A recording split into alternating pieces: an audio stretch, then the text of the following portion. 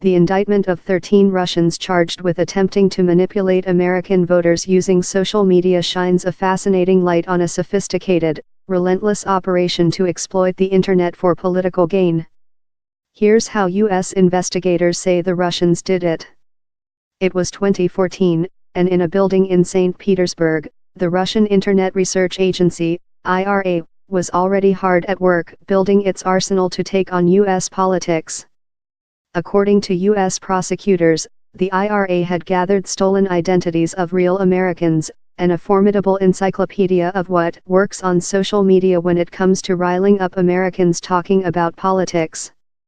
2 members of the agency were said to have traveled to the U.S. to gather more intelligence, a fact-finding tour taking in 9 states, according to investigators.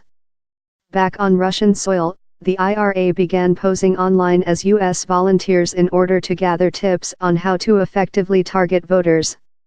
One real volunteer, based in Texas, told the Russians to aim for the purple states, those where the race was going to be tighter. And so they did, prosecutors say.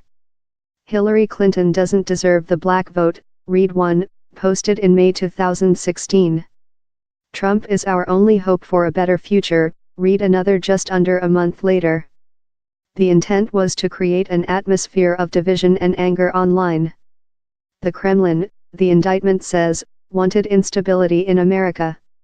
It wanted to sway some people's vote, and for others, particularly minorities, persuade them not to vote at all. Moscow vociferously denies meddling in the U.S. vote and called the allegations absurd. The indictment says that the IRA controlled an Instagram account called Woke Blacks. A particular hype and hatred for Trump is misleading the people and forcing blacks to vote Hillary, one message, posted by the account in October 2017, declared. We cannot resort to the lesser of 2 devils. Then we'd surely be better off without voting at all. Prosecutors said Russian operatives would work shifts to make sure their posting times matched the time zone of the area they were pretending to be based. But the work was round the clock.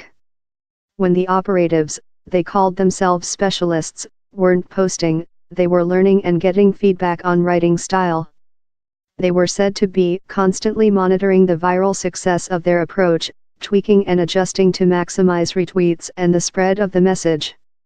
The team is also said to have had a list of U.S. public holidays, and appropriate content ready to go so they would blend in.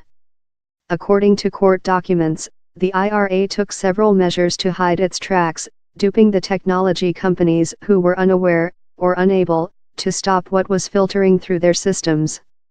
The key, and obvious, move was to hide the fact that these posts were coming from Russia.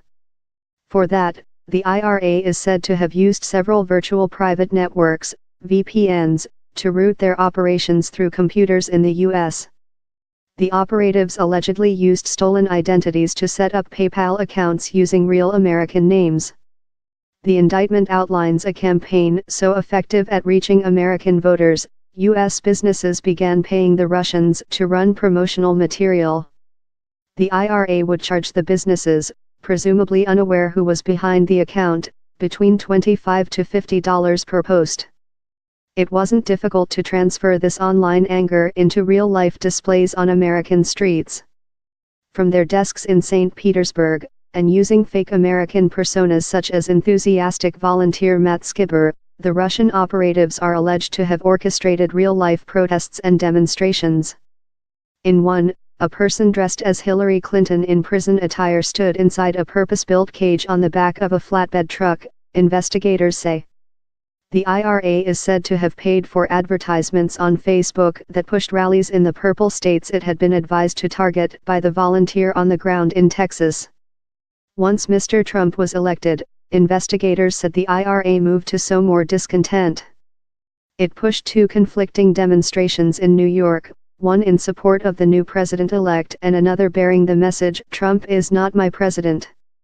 In the process, the IRA is said to have built up a list of more than 100 real Americans who it had contacted for help in organizing these real-world efforts, none of them aware they were puppets in a most audacious Russian campaign. A campaign that, as far as we know, is very much ongoing.